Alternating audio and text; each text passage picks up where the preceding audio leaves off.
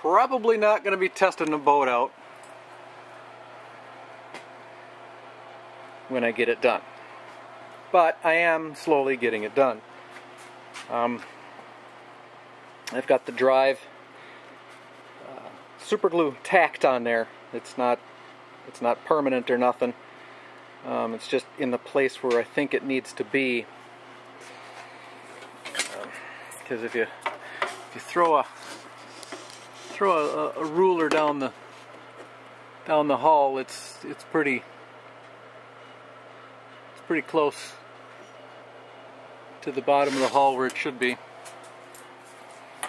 So I've just got it, super glue tacked on there, and I got a standoff because I wanted a little bit to stick out here. But the plan is, everything's in its place. I've kind of got it marked, and it feels good in its spot.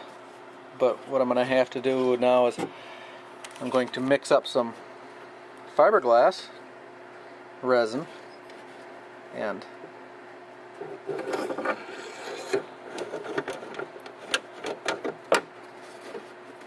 put down here,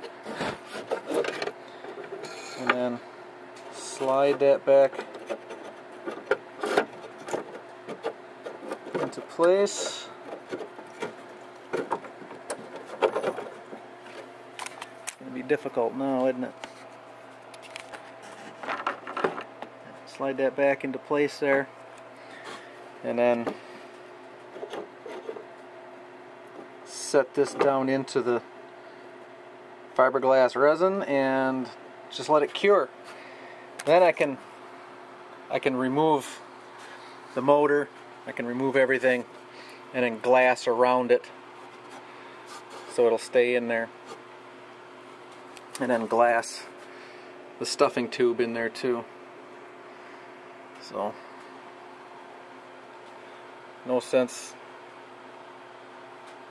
procrastinating. I might as well just go ahead and do it. Okay, there it is, all glassed in. Now if I can teach myself how to leave it alone and not try to go any further until the glass dries, I'd be golden. Oh, look, stupid dogs. Okay, it's all bolted in with stainless hardware. But yeah, I know I got to resolder that. I quickie did it just to see if the Castle speed control would work, and it does. But there's only one problem with the Castle speed control and a Traxxas receiver. These are not waterproof, and I am too lazy to make a radio box. So what's my other option? Yeah, I bought some more NeverWet. This is the white kind. It's on sale for 10 bucks. And I've already stripped down the receiver and the Castle speed control. This thing was nasty on the inside. It's just a regular Mamba Monster. It's not the waterproof one. And it was just nasty on the inside. Bad nasty. So I brushed it with a chip brush, blew on it, got all the dust and dirt, and it had been wet before too, because I looked at the something's been wet by the inside of the cover was really bad. So what I'm gonna do is I'm gonna spray these with NeverWet. Why not, right? The NeverWet worked excellent for my GPS. I peeled that GPS out of that, and I sprayed it down with NeverWet to save a bunch of weight. Where did I put that? Here.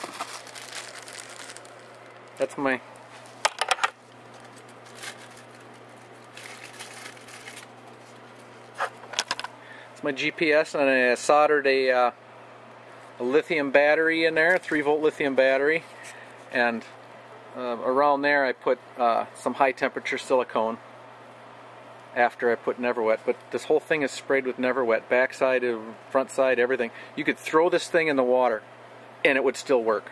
It's amazing. But you don't want to touch it because it removes the weirdest stuff. Anyway, that's what I'm going to do, is I'm going to spray it down with the white stuff, and see, I got some clear stuff here. But the step one, don't really spray. And there's a lot in there. That's a half a thing. It won't spray for some reason. So, anyway, ooh, I know. Take the new one, take the new thing and put it on top of that. So, anyway, that's what I'm doing. Well, there it is. All sprayed with NeverWet.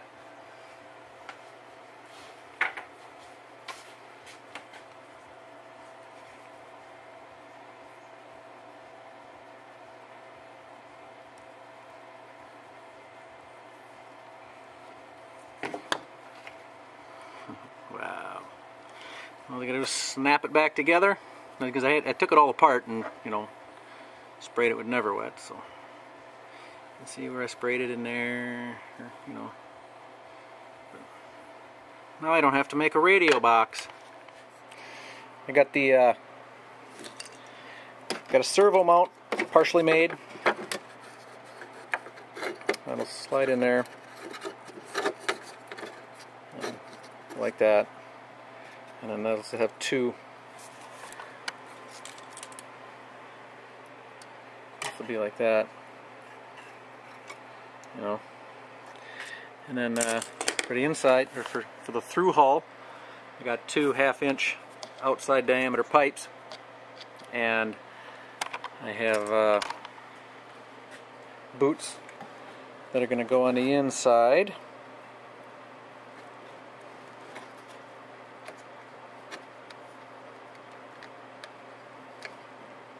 You get the idea.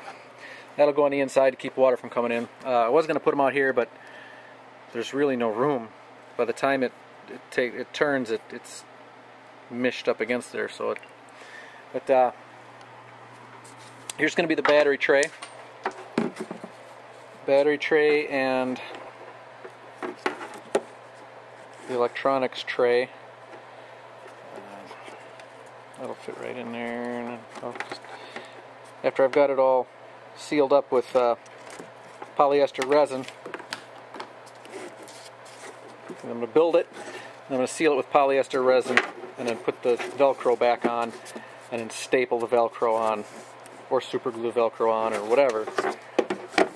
So, but I got to put ends. I got to make ends so the batteries don't go forward and back. Or maybe I shouldn't even do that, because you kind of want them to slide around a bit. Not slide around, but you want to be able to adjust them, so I don't know. Maybe. Get the center of balance all figured out beforehand. I don't know. But